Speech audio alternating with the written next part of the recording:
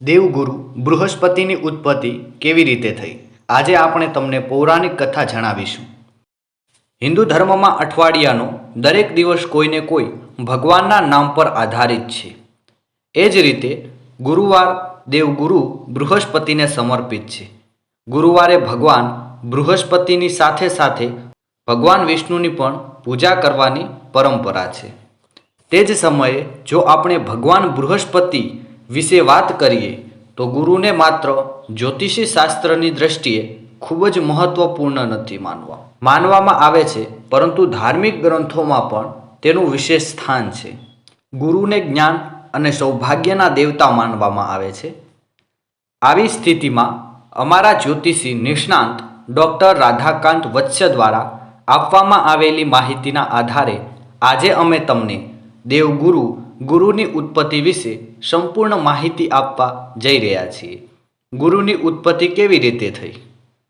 દંતકથા અનુસાર એક મહાન ઋષિ હતા જેનું નામ મહર્ષિ અંગિરા હતું.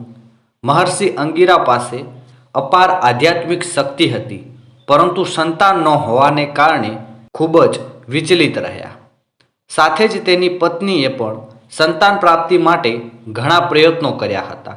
જ્યારે મહર્ષિ અને તેમની પત્ની પરિસ્થિતિ સામે હારવા લાગ્યા ત્યારે અંગિરા ઋષિની પત્નીએ બ્રહ્માદેવની અખંડ તપસ્યા કરવાનું નક્કી કર્યું. મહર્ષિની પત્નીએ કઠોર તપસ્યા કરીને બ્રહ્માદેવને પ્રસન્ન કર્યા અને બ્રહ્માદેવે મહર્ષિ અંગિરાની પત્નીને વ્રત કહ્યું, જેનું પાલન કરવાથી તે સંતાન પ્રાપ્તિનું સુખ મેળવી શકે છે. એ ઉપવાસ પુંસવન ઉપવાસ હતો.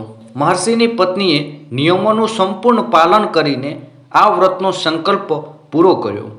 વ્રતની શુભ અસરને લીધે ઋષિ અંગિરા અને તેમની પત્નીને એક તેજસ્વી બાળકનું વરદાન મળ્યું, જે બૃહસ્પતિ તરીકે ઓળખાય છે. જ્યોતિષીમાં ગુરુનું મહત્વ.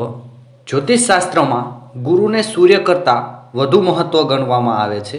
ગુરુની શુભ દિશા અને દશા વ્યક્તિને સુખ સમૃદ્ધિ સ્વામી બનાવે છે. જ્યારે ગુરુ શુભ હોય છે ત્યારે વ્યક્તિને સૌભાગ્યની પ્રાપ્તિ થાય છે. જ્યારે ગુરુ શુભ હોય છે ત્યારે વ્યક્તિ સુંદર શરીર અને નરમ વાણીથી ધન્ય બને છે. જ્યારે ગુરુ શુભ હોય છે ત્યારે વ્યક્તિને માન, કીર્તિ અને પ્રતિષ્ઠાનું સુખ મળે છે. જ્યારે ગુરુ શુભ હોય છે ત્યારે ચંદ્ર વ્યક્તિની કુંડળીમાં રાજસી યોગ બનાવે છે.